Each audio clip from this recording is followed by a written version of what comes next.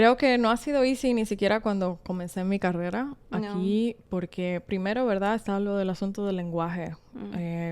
Sintiéndome confident enough to speak English fluently and not being called out by my accent, that was a thing at the beginning. Really? Since I went to school with a scholarship, I needed to have certain level of grades.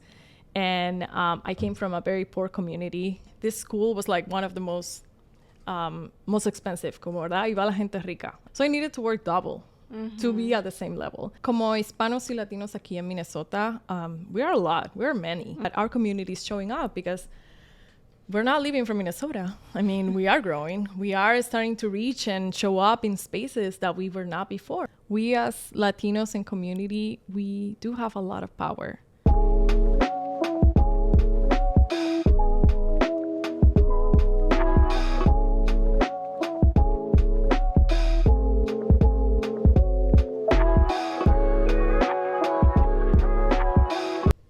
Hi, you guys. Welcome back to another podcast of El Punto MN. Today we have a special guest, one of my dearest friends, Esther Ledesma. So, Esther, thank you for, well, it was a while, right? I know, that we had planned this. I know, Unfortunately, one of the times we were like, oh, well, we can't. But here we are. Yes, finally. Gracias. Thank you so much for having me. ¿Te quieres presentar? Háblanos un poquito. Claro, sí. Dinos, ¿quién eres? Okay, soy Esther Ledesma Pumarol. Soy dominicana, originalmente nacida y crecida en República Dominicana. Tengo 4 años aquí en Minnesota, que believe it or not, it's going to be 5 in February, which is crazy. Time flies. I know, oh my God. And in my day job, I am a senior global product manager for Medtronic. I work managing products across the globe that get implanted in patients and saving people's lives. I feel very proud and passionate about the opportunity of, impacting and the way that people are receiving healthcare around the globe. I love the fact, too, that because my job is global, I get to work with people all over. Like, I'll be in calls at 7 a.m. with Russia, and then at 10 with Canada, at noon with all the people in Latin. So, like Mexico, Puerto Rico, Brazil, Argentina. And then later in that day, I'll talk to people in Taiwan and China. So it's wow, you're like all over the place. Yeah, no, it's definitely very rewarding. And then also as well, people in Europe, which is generally in the morning. So it's a very rewarding job. But then I feel like that's kind of like my day job. But then in addition to that, I have a lot of work and personal investment into our community. So I am very involved in different organizations.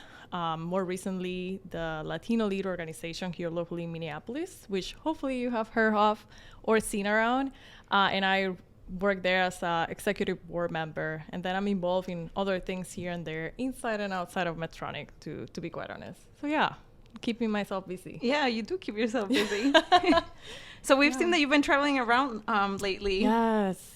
To beautiful locations. Yeah. No, I think... well, there are 2 reasons for that. Okay. One is work. Okay. Because I'm in a global position, I tend to travel everywhere, or at least many places where I'm able to, thankfully, through that. But then 2, out of a personal passion. I think coming from outside of the U.S. and being an immigrant, I have, I tend to value how other people, other cultures have built their homes and have their traditions. So I feel like going outside of like your bubble and having the opportunity to experience those type of things, como que te abre la mente, te da perspectiva. You get to like see and learn more importantly. So I'm a life learner, if you will. Yeah. So me gusta mucho aprender y ver cosas nuevas así. And I feel like it's also a way for us to be more grateful for everything that we have. Yeah. I mean, here in the U.S., we tend to kind of just, have everything as a switch. It's on, it's off. But other countries is like, no, they actually have to, even for like electricity, they have to save, their electricity because it doesn't work how it does here. Exacto. It's a lot more expensive somewhere Tell else. me about it. So, yo crecí en República Dominicana en un barrio, una parte bien, pobre de Santo Domingo. So, no teníamos running water, la luz se iba, we call electricity la luz. So se iba, let's say, 8 hours a day. So I would have to like do homework con una vela o una lámpara de esa de gas, no sé. So, you know, it was very hard. Y como dices, tener la oportunidad de venir de ese tipo de background, pero al mismo tiempo de ver otras circunstancias fuera de Estados Unidos, te da esa perspectiva de decir, wow, okay, we do have it good here, even with all the challenges that we have, pero sí. Mucho mejor que otros lugares. Exacto. Sí. Entonces, ¿cómo fue que llegaste a Minnesota? Oh, man. Yeah. So, yo creo que eso... Después que me vengo de República Dominicana, que by the way, es importante para mí reconocer, like, I didn't go to school here in the U.S. I went on my undergrad over there. So, coming from the Dominican Republic, una de las primeras cosas que me di cuenta es que aquí obviamente el nivel de educación es mucho más alto que el que hay en Latinoamérica. Y because I am decided, I feel like a very passionate and driven person, you know, I put myself the goal that I would find a job. And at the time, I went to school and started working as an engineer and product design and R&D. So that allowed me to find a job here in the U.S. It wasn't great. It wasn't, you know, probably what I was looking for, pero me dio una oportunidad, me abrió una puerta. Y yo creo que ahí es donde está como, I feel like ese punto de, esos momentos como impactantes donde tú dices, miras atrás y dices, como cuáles son las cosas que realmente han implicado un cambio o que te han hecho, ¿verdad?, estar donde estás. Y es eso, la oportunidad de asumir ese trabajo, even if it wasn't at the beginning or what I thought what I would look for. Pero because of my training en mi educación, entonces pude tener acceso a eso. Y lo traigo a colación porque, ¿verdad?, después que asumí este trabajo, eso implicó que me tuve que mudar de donde estaba viviendo con mis papás en New Jersey. So my parents are in New York, New Jersey area. And I moved from there to Massachusetts. And then from there, like, it sort of triggered this, como alimentado por esa pasión y ese career-driven focus to continue growing and find more opportunities. So I moved from New Jersey to Massachusetts. The Massachusetts, a year and a half later, to South Carolina for another job. Then took a promotion in Pittsburgh, Pennsylvania. And then from there, took another promotion to here in Minnesota. And that was 4 years ago. And then more recently, because funny enough, all of those moves fueron sponsored por mi compañía anterior, where I used to work. Yeah. So, you know, I didn't pay for any of those moves, and they helped me, and, you know, they guided me. They even, when I moved to Minnesota, they even had somebody to help me find a place where to live and, like, help me, you know, como dicen, aclimatarme. Because it can be very shocking. I moved in February. Yeah, and that was like, freaking cold outside. Why are you here? Pero luego en el 2019, entonces, me acuerdo que las cosas no estaban yendo como tan bien o como yo quería. Y ahí dije, bueno, o me voy de Minnesota o me quedo. Y a través de mi network y las personas que había conocido aquí localmente con SHEP, the Society of Hispanic Professional Engineers, I was able to connect with Medtronic, which then later hired me, and I've been there 2.5 years. So it's been wonderful. And that's why I'm still here. Yeah. There you go. So do you like Minnesota? I mean, it seems like you've been traveling to all these places. So, can you believe Minnesota es probablemente es el lugar donde he vivido más tiempo en Estados Unidos. Okay. So tengo aquí ya, como dije, 4 años y algo. Sí. Al principio no me gustaba. No. Al principio fue un shock totalmente. I mean, la gente aquí, no offense. No offense, but let's be honest. It was a little bit hard to get, ¿verdad? Como integrarme con friends, con amigos, como que sentí que era un poquito más, you know, tú por allá, yo por acá. Y viniendo del Caribe, mi personalidad es bien warm, you know, I'm all about people. And that was very shocking y muy difícil. Pero luego, creo que a través de esa network profesional, tuve la oportunidad de conocer y conectarme con más personas que me abrieron las puertas. Y bueno, ya después de ahí ha sido, ¿verdad? Toda otra historia. Conocí muchas amistades, muchos amigos, partners. Entonces ha sido bien interesante toda la dinámica y cómo ha evolucionado. Sí. Y de todos estos estados, ¿cuál es el que más te gusta? Oh, man. Okay. Well, they all have their goods and their bads. Yeah, they do. Como, yo siento que cada uno tiene como un valor distinto. Y la verdad es que lo que me ha sorprendido más de Minnesota ha sido como aprender a encontrar la belleza within, you know, como aún si está frío hasta no más poder, la gente embrace the cold. Yeah. In New York City, people don't want to go out. Okay. People want to be inside. They don't want to do anything. Aquí la gente se va a, I don't know, like Holly Dazzle that I always go in the cold. And like just all these festivals going around. People here embrace. Y me encanta también que as soon as May hits, between May, like the fall, everything outside and all the things that are always to do. That's not usually the también como it's also like you get like intense seasons both times around. Y entonces eso me ha encantado mucho.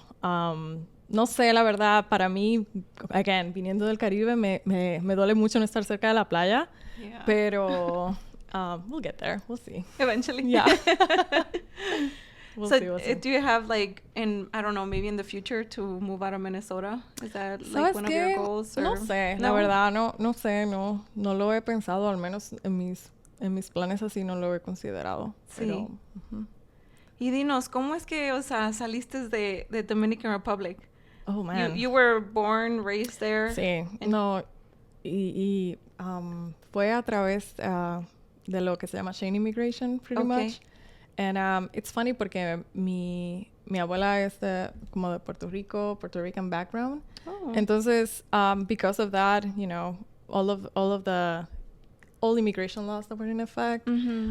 So my mom was able to get citizenship and all of that. So it just happened, you know, that those type of realities that many people in our countries confront in order to come to the States that are not necessarily wide knowledge. So people don't necessarily know.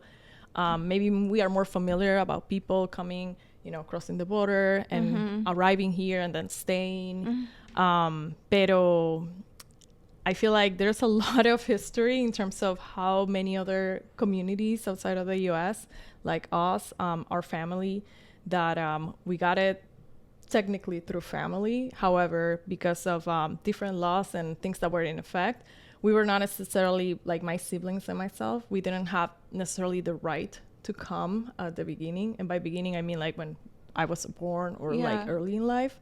So if you believe it or not, let's say like my parents came, I don't know, a certain age. And then once like our request to come was submitted, we had to wait like 10 years for us to be able to come here.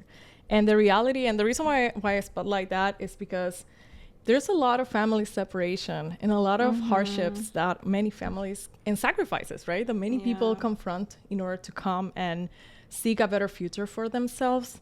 And that's our story or part of our story and who we are. And I cannot tell you like it was easy. And obviously those are things that we'll always carry with ourselves, but thankfully allow us to be here.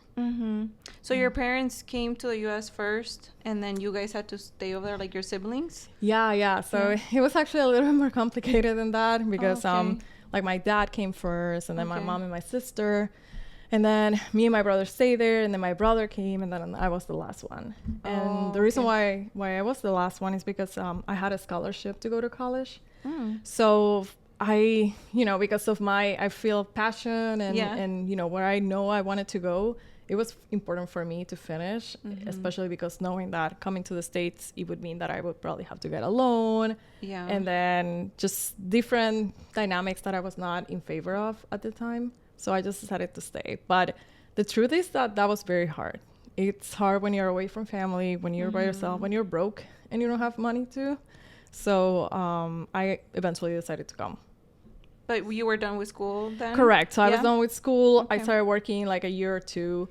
And I think I am thankful for the fact that I took that decision because after the fact that I graduated, I was able to get a job in what we call there like a zona franca, which is basically a multinational company that has operations. It's a state company or a U.S. company, but has operations there. So I was able to get a job with them. And then later I was able to leverage that and say, okay, I'm gonna, you know, I at least have some experience working with U.S. and other, Puerto Rico también. So that was of value too. And did you learn English in DR or did you learn it here in the U.S.? No, I actually learned it in DR. Can you believe that my mom would make us go to... Our moms make us do everything. like, mami nos inscribió en una escuela donde, so after like high school, we would go to a school to learn English. And it wasn't like, it was dedication, honestly, and her forcing us to do it. Gracias, mami, por eso, de verdad. Pero it was hard. And porque imagínate, éramos kids. So we wanted to do everything else except study. Go to school. Pero she was a teacher, actually. So ella en República Dominicana era teacher y tenía muchos años. And so me and my siblings, we grew up seeing her teaching and putting a lot of emphasis on education and the importance of, you know, getting knowledge and formándose, como decimos allá en República Dominicana, like, tienes que formarte, tienes que agregar valor a lo que eres como persona para poder salir adelante. And, you know, that's a very traditional way también, pero I feel like in some ways and others, como que se aplica a, even if you want to go to college or not, like, even if you want to be the best that you do in your field, you have to get some sort of knowledge and expertise in order to be able to serve value to your customers or your clients. So that, those are como esas learnings, así como que sí soy bien agradecida por eso. Well, shout out to her mom, huh? Yeah, exacto. Un beso. So, platícanos un poquito más de esto que haces outside of work, that you work in this. Yeah, claro. You said... Latino Lead. So, es una organización aquí en Minneapolis, en Minnesota, actually. Y actually, si no estás familiarizado con eso, I would say go ahead, get yourself familiar, follow them on Instagram, check their website. Because como hispanos y latinos aquí en Minnesota, we are a lot, we are many. And we are ¿cómo se dice? Como dispersados en muchos sectores, no solamente non-profit, corporate. And lo que más me ha llamado la atención acerca de la organización es que no solo trabajamos para ayudar y representar y apoyar la comunidad aquí localmente, pero somos bien intencionales en conectar con people like from Rochester, from Duluth. And by people, I mean the Hispanic communities out there.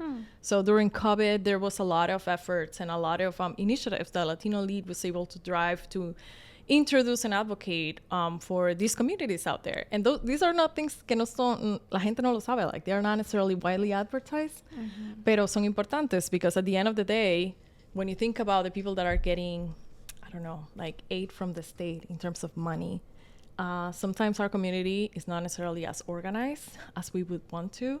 And whether we want it or not, these are the things that matter when governors, officials, or even policymakers are making decisions. So this organization not only like hosts events and celebrates the culture and celebrates the heritage, but also también como shows up in these other environments where our community is not necessarily as strong, or we don't necessarily have a lot of representation. Like, por ejemplo, Maria Rigon Gonzalez in Richfield, she's our mayor. Or Amada, creo que es in Brooklyn Center, if I'm not wrong. Those type of representation, you know, it's not very common to have Latinas in those fields. And this is where this organization comes in, and we are like, no, we want to create awareness. We want to create a pipeline even to increase the way that our community is showing up, because we're not living from Minnesota. I mean, we are growing. We are starting to reach and show up in spaces that we were not before. We are having businesses. We have all of these Latinas, entrepreneurs, realtors. And it's just surprising, you know, to see how we continue to grow and drive a lot of development into the state. But then when it comes to the decision-making process, we're not represented at the table. And those type of things and that type of advocacy work is part of what this organization is about. Pero I would be lying too if I didn't tell you that this organization also focused on supporting, like, I don't know, regular professionals like me that are in corporate America here. Do you know that Minnesota is one of the states with the highest amount of corporate 500 Fortune companies headquarters?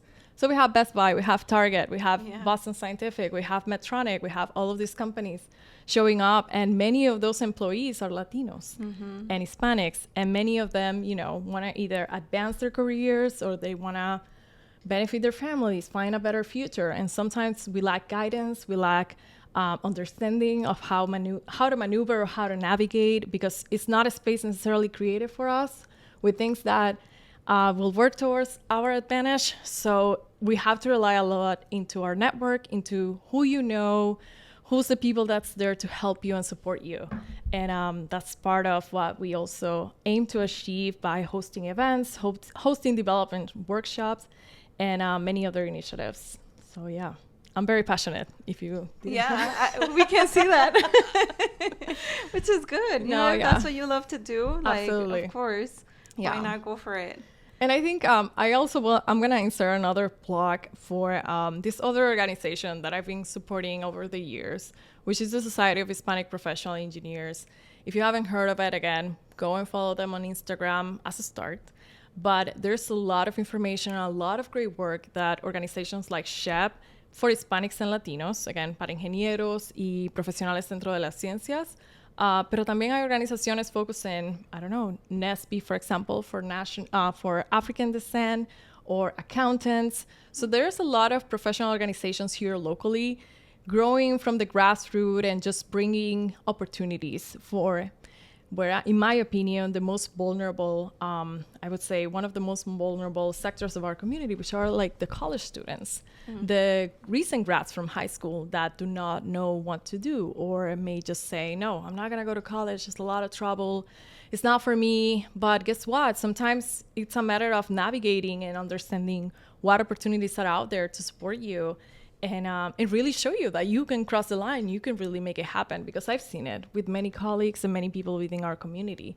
So I know sometimes it just takes a matter of mentorship and guidance, because, you know, unfortunately, many of our schools do not have the resources either to support the students. So it's a combination of a lot of efforts, but I just wanted to bring SHEP to the table, or highlight that, because I have been a witness and also I have benefited from the different opportunities that organization has brought up to me in my career. So, yeah. So would you be someone that could like help anyone that's interested in any of this? Absolutely. Yeah. Absolutely. I'm very passionate about mentorship and guidance. And I think that, you know, you don't need to be an engineer. You don't need to know what you need to do or you would like to do. I think there's always the opportunity to connect with Hispanics and Latinos here in Minnesota, or remotely even, because now that, you know, the pandemic taught us something, was that many things can be done remotely. So there's a lot of value into connecting and receiving guidance from people that look like you, more importantly. Because after working with students for many years, especially with like high school students, sometimes they are not necessarily aware of, I don't know, that you have like a mayor that is Latina, or that you have a vice president, or one of the highest standing Latinos in Medtronic globally is sitting here in Minnesota. His name is Noel Colon, and not a lot of people know that, but he's like us, just people that focus on his career and move up and, you know, drove into being successful and ensuring that his goals were, or he was pursuing his goals ultimately. And that's, I think, something that I feel very passionate about, the focus of representation and ensuring that people can see what they can be. And by people, I mean students, or, you know, necessarily even the parents. Sometimes it's a little bit hard for our parents, especially coming from different cultures, to understand even the dynamic of how corporate America works, or the importance of going to school. And I say that because even when I was in Dominican Republic, I remember since I went to school with a scholarship, I needed to have certain level of grades. And I came from a very poor community. And just as a sideline, this school was like one of the most expensive. Como, ¿verdad? Ahí va la gente rica. Ahí va gente que había tenido buena educación. So I needed to work double to be at the same level. Yeah. And that meant like I would stay late in school, like in the library and doing stuff. And my mom would like yell at me because of that. ¿Dónde estás? So I had to be like, I feel like eso fue lo que comenzó como a ignite on me, ese sentido de passion towards pursuing what I want to do. Because I literally thought to myself, I was like, okay, am I either going to do what she wants me to do, or am I going to do what I know needs to be done? And sometimes, you know, obviously take it with a grain of salt, because this cannot be applicable to all the situations. Pero en ese momento fue donde yo dije, no, I know what needs to be done, and she either has to trust me or she's going to have to wait and see. Unfortunately, you know, she waited and saw, and obviously, like, things have gone well. Pero I think that's part of the story, and I don't know what I wanted to bring up. Well, moms are strict. That's the they are, especially Latina moms, Latina moms. My goodness. Yeah, no, for sure. So what about when you moved outside of New Jersey? Because you said they're there, right? Yeah. Were they like okay with it, or were they like, no. ¿Por qué te vas a mover? No. They are not okay with it. They were not okay with it back then. And I think because of I don't know, I think there's an element of cultural, like en mi país, especialmente las mujeres, they won't move out of their homes unless they are married, ¿verdad? They won't go from their parents' wings unless they have a certain level of situation going on. And for me to say, we are in the United States, I am going to work, bye, that was very, that's difficult. Yeah. That was very difficult. And I say still is because, I know deep down, mommy, she wants me there. But I feel like it's also been a process of her learning that I have the opportunity to pursue my passions, to see the things that I want to see through for me, for my life. And I know, obviously I'm grateful for the opportunity of doing that because not a lot of people have that. But ultimately, I think that's where probably comes that term of like reparenting your parents, where you need to like bring them some perspective of what it means sometimes to, to go pursue your goals, Sometimes it means making sacrifices. Sometimes it means being away from family, saving money, not doing or doing some things that they probably didn't have to do. However, I also want to acknowledge that, especially in our community, our parents, of course, have done a lot of sacrifices to allow us to be where we are. Because I know my parents did, and many of the people that I know, and I'm sure it's a common story for all of us. So I also want to acknowledge that. But I also think that as we continue to grow in our generation, right, and gain perspective from living in this country and the things that are ongoing, it's also a process of giving them feedback and growing, maturing almost together and saying, hey, I'm here because this is what I want for myself. And it may, she will always say, hey, mija, no quieres quedarte, no quieres, maybe come back home. No quieres come back home. Pero, we're working through it. Yeah. We're working through it, yeah. I mean, I met your mom. Yeah, I know you. Yeah. I remember she was like really funny. Yeah, ahí te estaba como regañando y yo como, okay, that's the mama. Yeah, that's a Latina mom. Exactamente. Yep. Yeah, she's a sweetheart. No, she is. Definitely. So do you think that has, like, the distance between you guys has brought you guys even like more together? Because obviously you have to get out of home, like pursue your dreams. Do you think that has unite both of you guys even a little more? That's a great question. Yeah. And I think como que, déjame ver, ¿cómo comienza? ¿Cómo lo explico? Porque en parte sí. I think right now, we are very close. However, no ha sido siempre así. No ha sido siempre así. Creo que ha sido una evolución a través de los años, basado en cómo yo he madurado como persona y me he convertido en quien soy hoy. Pero también al mismo tiempo, how she has gone through her own journey. And I think that I say that intentionally because, our immigration story really has impacted us as a family, as individuals. And sometimes for us in our community, it's hard to acknowledge that. How sometimes we carry trauma from those experiences. We grow up with it, and how do we, manage through life through it? And it's being a lot of understanding, acknowledging, and growing from it. And so thankfully, yes, we are close, and to the point that, I don't know if this is just us being close or like Latina mom vibes, pero if I don't call her every day, there's something going on, there's a problem, she'll call me. Pero también puedo decir lo mismo con mis hermanos. Yo tengo 2 hermanos, mi hermana y mi hermano.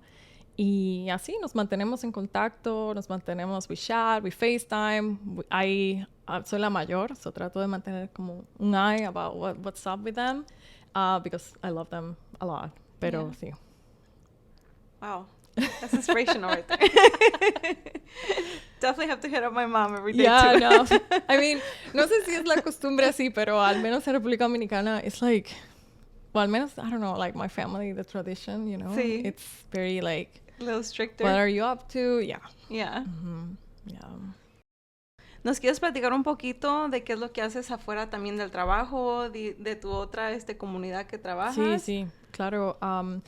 So, aparte, ¿verdad? Yo soy una persona que I believe in like walking the talk. So, tú me oyes aquí hablando de advocating for our community and like, you know, Latinos, Hispanos y todo esto, pero I put my money where my mouth is. So, with that, I say, like, for example, I had the opportunity to buy a house last year. And one of the first things that I thought through the process was like, okay, if I'm going to buy a house and I'm going to go through this, I need a Latina realtor next to me. And that's exactly what I did. I went and found Marina, ¿verdad? Que sé que la entrevistaron. So sí. Marina, cheers to you. Shout out. Shout out. So I found Marina, connected with her. She helped me. It was amazing. And I think that's something that I try to do intentionally through where I do business, right? And for example, I work with you. I work with Abby for my photography needs.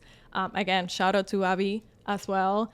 And same thing for like my healthcare, like my OB/GYN and my physician, people of color.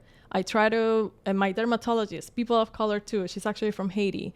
So just try to be intentional around where I, you know, reach out to people, because I know there's a lot of Latinos and Hispanos bringing their business and growing their businesses here. Like Cynthia, por ejemplo, another makeup artist. I work with her too. And I think that's something that we as our community, we have to be more than intentional. So, and I will encourage you to get to know as well all the great entrepreneurs that are out there, like you and DJ Conde and all of the other good ones as well. So, yeah. I remember a couple months ago that you guys made a group. Yes. And I was a part of that. Yes. And seriously, I remember coming home and I'm like, oh my God, like I learned so much. You know, I came out of there feeling even more empowered than stepping in there. No, I know. Yeah. So, do you want to tell us a little bit more about claro. that? So it's funny porque comenzó como con una idea. I think Abby, again, Abby Dominguez, our main photographer, if you will, you know, I feel like I met her through the work, right? We worked together for a couple of years. She was doing some of my shoots and I reached out to her y todo eso. Pero siempre he tenido así como una intención about propulsando latinas en diferentes espacios. Y, por ejemplo, yo trabajo en Corporate America. So I'm involved in different initiatives in my job to help promote and highlight and support, ¿verdad? Latinas a ese nivel. Entonces, coming here from the outside of Minnesota, coming to Minnesota, it was también como una necesidad así de decir, okay, what can we offer to the different Latinas that we're missing? I don't know, como que sentía esa necesidad y esa intención de decir, how can we connect and support each other? Because sometimes we're going through similar things, similar challenges by our own. And let me tell you, that is super hard. We need to be smarter than that. And I believe in the power of community. So I connected with Abby and we sort of like started framing and trying out more than anything esa oportunidad de conectar con las chicas. So we found like 10 girls and got together and we make a couple of exercises. And I want to highlight this because we don't get together just to chat and like, oh, the weather or oh, makeup. No, we actually did an exercise, a life assessment exercise, if you will. Because it's about how can you manifest your goals? What are you thinking on doing? Like, where do you want to be in 2 years, 3 years, 5 years? And I know sometimes some of these questions can be challenging and we don't invest the time to think through what we want. And even further, how are we going to make that happen? So that's why we came up sort of like with that structure of challenging us to think through that in community. And it was so powerful to hear what people came up with and hear how people were being challenged in different aspects of their life. That one, we can relate to, or two, we could offer value and say, oh, no, actually, I can help you. I know like this person or this person that can support you in this specific challenge that you have. So the good news is that from there, you know, we have obviously created this community, this group of people that we know we can rely on to. If we want to do business, we can, you know, put them together like we're doing with the workshop and other initiatives that are ongoing. But then too, I think Abby and I will potentially work on doing something a little more formal in the future, because individually, and, you know, not saying that the group is amazing, of course, but we do want to see through the opportunity to influence, support, and offer guidance to more women and more girls, especially within our community that sometimes do not have access to the resources or have visibility of, I don't know, what's out there, or what perspective even of what other Latinas are doing or have done. And that applies to all the sectors. You don't need to be in corporate. You don't need to do makeup. You don't need to be a realtor. It's actually just a life or a common life experience. So we want to be able to continue to motivate and move forward with that effort. So more to come there, for sure. Oh, I'm so excited for that. Absolutely. And tell us, what else do you do like on your corporate job? Yeah, no, absolutely. So I think I'll just share a little bit of like maybe what my day-to-day is, un poco, ¿verdad? To give some perspective. So it's funny enough because when you think about being a product manager and managing a product globally, you think like, oh, maybe she just like, you know, do images and like, I don't know, design or whatever. That's when people think of marketing at the beginning, in my opinion, or at least that's what I get a lot. Pero a lot of my job is actually a strategy and thinking through how do we get the right product with the right strategy to the right people in the right place around the world. And that equates to a lot of influencing. So I work with a lot of people and teams to, you know, support them and guide them through what needs to happen to ensure that, I don't know, a patient in India can have the right product, like his doctor can have the right product to have the operation done on him and like implanted, because we work with implants. And believe me, that's necessarily not easy. I think working with people and influencing people to do what you want them to do is a very challenging thing, especially when you add the cultural differences. Yeah. And, you know, just all of the dynamics when also like I'm the only Latina in marketing and sometimes, you know, the only minority. So it's just like, how do I gain people to, I don't know, believe in me? Or sometimes you need to, or not sometimes, I had to develop the skills to be able to be listened, to be credible, to be able to, you know, convocate people and they'll follow me to do whatever it's needed. And that takes time. Yeah. And sometimes you don't think about that because those are not things that people, or, you know, que aprendes en la escuela o que aprendes en la universidad. Sometimes that's just comes with experience and, more importantly, challenges that you have to go through, I feel, in the career. So anyways, so I work a lot about that. But then, obviamente, there's also like regular stuff like, I don't know, managing spreadsheets and setting up meetings with people so we can have conversations, attending conferences, talking to customers. I think that's one of the parts that I enjoy the most too, because I get to travel to different places in Europe, here in the US. And obviously, because it's something that I'm passionate of, it's something that excites me. But then too, learning about the different cultures and how people like in Latin America have different considerations about, I don't know, talking about patients or learning about products. Like, you know, how in our countries we talk through WhatsApp, right?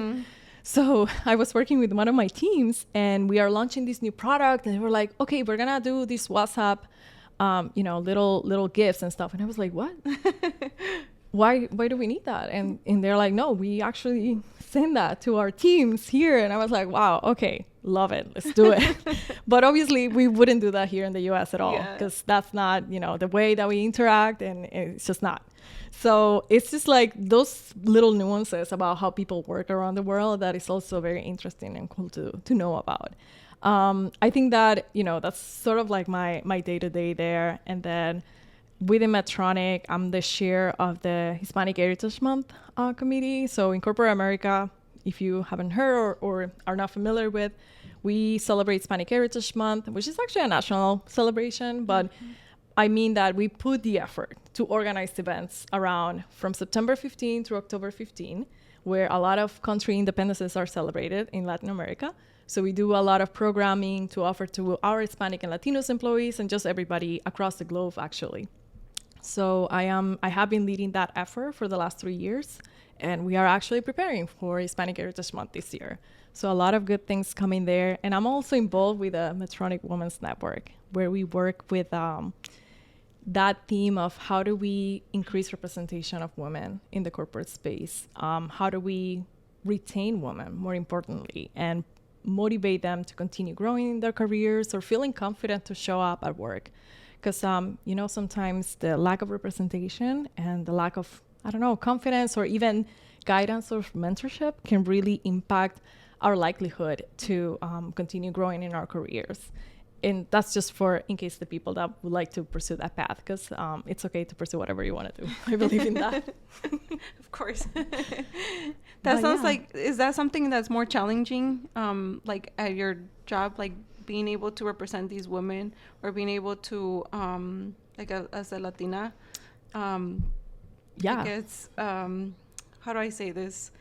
Someone who is a president, really, I feel, or a director of these Latinas. Is that like something that's really challenging? Because it's like not a lot of us are able to feel comfortable because we're a minority. Or not a lot of us are like, oh, I can speak up, you know, but because you're a minority, you're like, oh, maybe not. Oh, no, girl. It's not easy. Y creo que no ha sido easy ni siquiera cuando comencé mi carrera aquí, porque primero, ¿verdad? Está lo del asunto del lenguaje.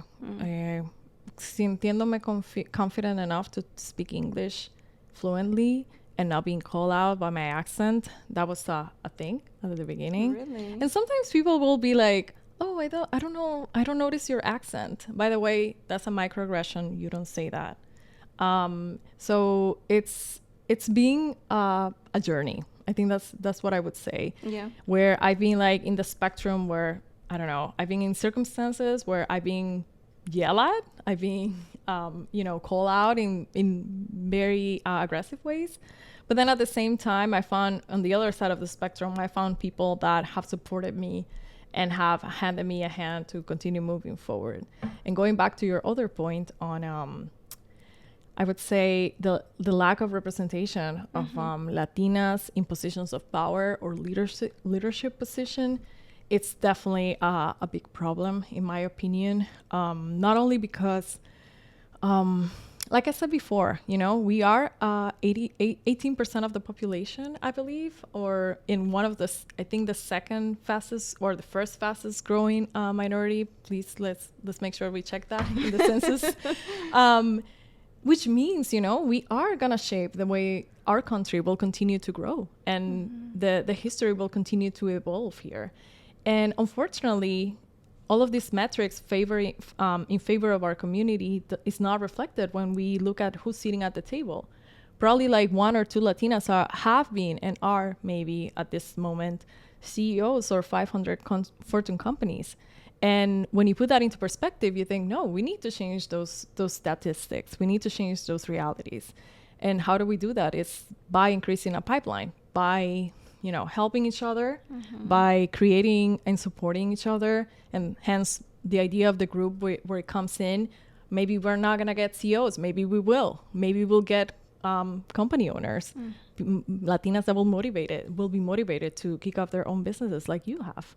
So I think that's, you know, that's part of the whole thread, that it's not only just working to ensure there are more Latinas at Medtronic, but how do I and, you know, we together help our community in the bigger I don't know, in the bigger framework or perspective. And these challenges that you mentioned, where they have been, you know, like getting yelled at and just getting called out for this or that. How do you overcome that? Oh man. So it's or tell us, what advice do you give to those who have been in that position? Yeah. So, well, the good news is that we're in 2022. A lot of things have happened, and people are more aware, and things are more, I feel like, documented too. So we are more educated into what is allowed or not allowed in the workplace. And I think ultimately, if you are in the position that you have been confronted in that way, I think there's always, or I will always encourage you to speak up, unless that you are in a dangerous position, of course. I say that because, you know, speaking up, maybe your manager is not the right person, although he should be the first, or she should be the first one. But mentors or other people that can support you in providing guidance would be maybe the first approach to reach out. Because I know sometimes probably what I should have done in the moment was like, okay, I'm out. bye. I'm not gonna tolerate this, which obviously was probably what I needed to do. But I feel like being the only Latina, the only minority in that company back then, and especially in the engineering group, it was super hard for me to say, no, I'm gonna quit and I'm gonna move on. Because obviously this was the job I had moved on that I shared with you at the beginning, where I was very grateful that I got it. It was like my first breakthrough, and I knew I needed to endure and sacrifice whatever was happening. And, I look back and I'm like, I should probably have handled it better. But from that experience, I definitely learned and gain expertise on what and not what, to accept or move on with. I think obviously like I left the company a couple of months later because I had another opportunity come through. So that's something else too that I think it's very important, being able to leverage your network and lean on the people that hopefully you have connected with and have supported you through your journey will help you to move on and open doors for you. Y si las puertas se abre una ventana. No doubt, and it's a matter of continue perseverando and being resilient. And I think that's as well one of my key things, that I'm just not I won't give up. If you're not a quitter. No, I'm not. I mean, I can accept one to quit, but it's kind of hard. Like I need to try very much a lot of times to say, okay, I'm out. I'm done. And that's okay too. I think con la madurez y con los años, como que me he dado cuenta también, sometimes it's okay to accept and move on and say, you know what, I'm not going to fight this fight. Let's just let somebody else do it or something like that. But I knew at the moment back then, that's what I needed to do to continue moving forward. And here's the thing, and this is where probably the main takeaway of this situation is. I'm here today, I'm working in what I do, and I'm involved in the way I am with the community and different efforts that I am. So Latinas, so Latinos, so students are not put in that situation. So you don't have to be yelled at. So you can be secure enough to go to HR, to go to your manager, to talk to your mentors, even your parents if you're in high school, to be confident enough and say, no, I'm not going to accept this. I am, equal to this and this person, and you're not going to treat me in a different way because of how I look, because I don't speak English fluently, or because I may have a different background. And obviously not all of us are aware of that. Not all of us feel confident enough to articulate that. And yeah, that's one of the reasons why I do what I do and I am here. So. Wow, girl, that was deep. Thank you for being here. Absolutely. Absolutely. Thank you for having me, for sure. So do you ever plan to, talk to schools about this? Or do you already do that? Like go to schools and kind of like mentor these kids? Because I feel like a lot of Latino young students have to know this. Yeah, no. So through SHEP, through the time I was in SHEP, we did a lot of that with students. Okay. Yeah.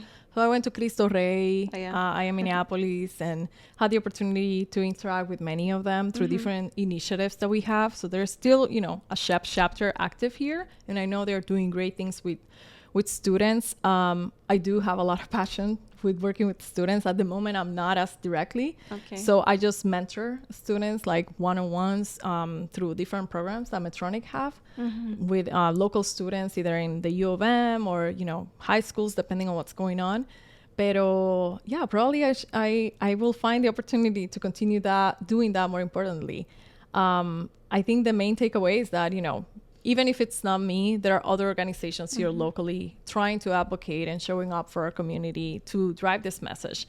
And I'll reinforce the fact that it's not only the kids, it's not only the students, it's also the parents, the families, the teachers, even if they're Hispanics or non-Hispanics. Because sometimes we're not, it's hard when you try to fight the system from your own perspective. You also need your community. You also need your support system to be aware in the same wavelength as you are.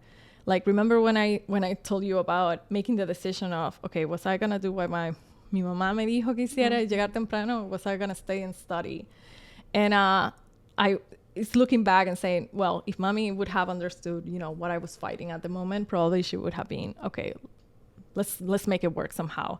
And that's what I think probably we can do a better job at, engaging our parents differently, and more importantly, supporting them to understand better, because there are a lot of challenges that we have as a community too. So do you have any goals or any like short-term, I don't know, events that are coming? Yeah, or goals that absolutely. You're working forward to? So let's start with events. Okay.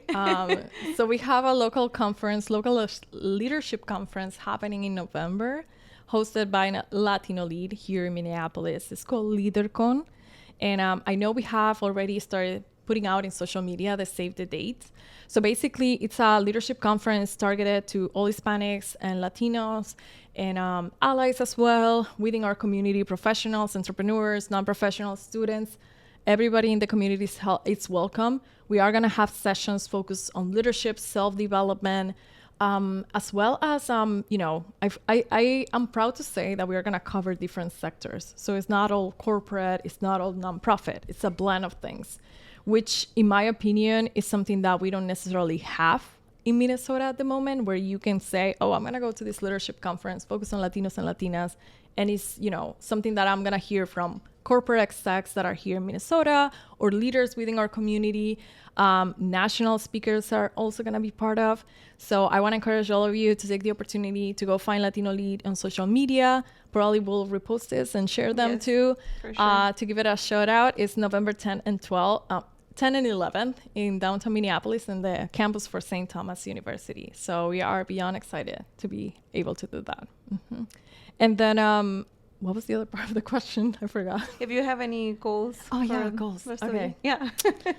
Okay. So in terms of the goals, I'll say that, I have been exploring actually the opportunity to pursue a PhD. I'm still on the fence about that because I feel like my work in terms of continue to motivate and influence Latinos, Hispanos, inside and outside of corporate is not done. So I want to have, obviously, add value and have the opportunity to, create some research or some level of knowledge, body of knowledge associated with that.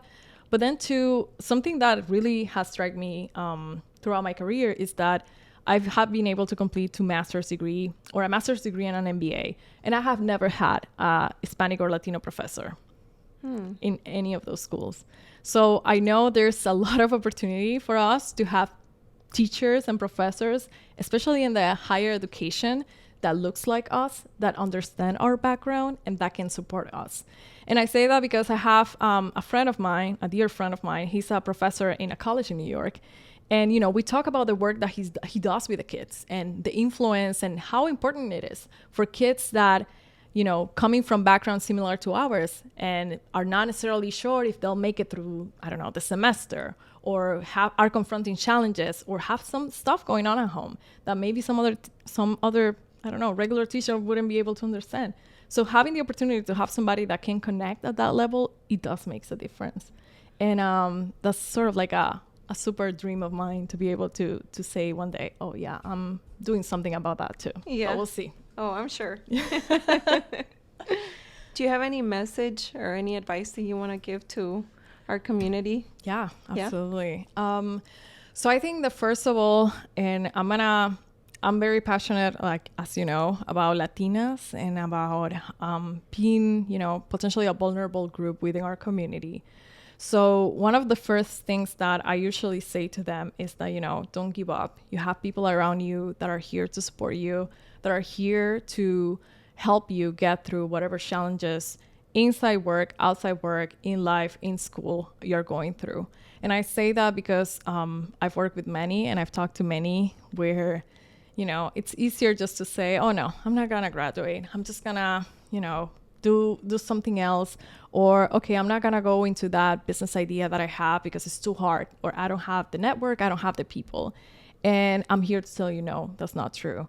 And I will encourage you to reach out. And sometimes, it's hard, obviously, because maybe we don't have access. But I also will encourage you to get out of your comfort zone, because sometimes we are very, very, comfortable, and we're not able to, make the decision to take risk and reach out. And I will ask you to have the opportunity to do that, because that has been one of the things and potentially one of my main learnings as throughout my career, taking risk and having the opportunity to embrace change. So I know sometimes it's not easy. It's not necessarily pretty, but it's definitely worth it. And having the opportunity to, say that with experience behind me and understanding that even if you have to go against la corriente, como dicen, ¿verdad? Vale la pena as long as you're pursuing your dreams and trying to achieve what you want. And more importantly, too, I think that we as Latinos in community, we do have a lot of power. We do have a lot of power, and I don't mean by numbers, by the population. I mean by economic power.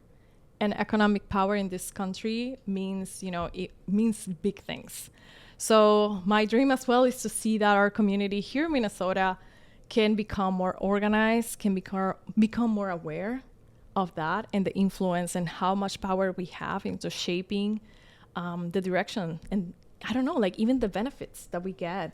So I will actually encourage all of us to continue to get more connected, like this podcast, having the opportunity to hear firsthand of what are people doing, what are people talking about, what are people driving within their own communities.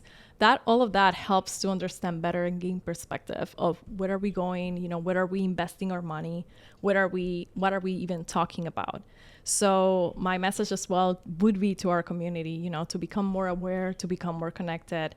And as well, I'm here to help. If you have any questions or any support that I could offer in corporate, in college, or whatever actually in life experience that I could offer, please feel to reach out. Liz, so she'll find me. Yeah. So yeah. Do you want to give your social media where anyone could find you? Yeah, absolutely. So my first go-to is actually LinkedIn. And if you are able to create a LinkedIn account or you have one, please, send me a message. My name is actually Esther Ledesma Pumarol. You can find me through there. Otherwise, I'm on Instagram at Esther Ledesma también. And I think that's, I'm very warm and very, open to help and hear you out. So if you have any questions or anything that you think I could be of help with, let me know.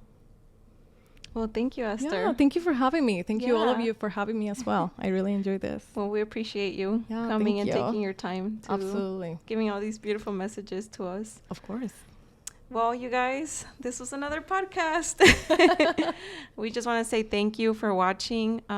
If there's anyone else that you guys want to watch in our podcast, comment below. Don't forget to like, share our video. Also, you can find us on Facebook como El Punto MN. You can find us on Instagram, El Punto MN. Don't forget to also follow our friend DJ Conde on Instagram and Facebook. Also me on Instagram and Facebook, Lisbeth Jordan. Thank you, guys. Thank you.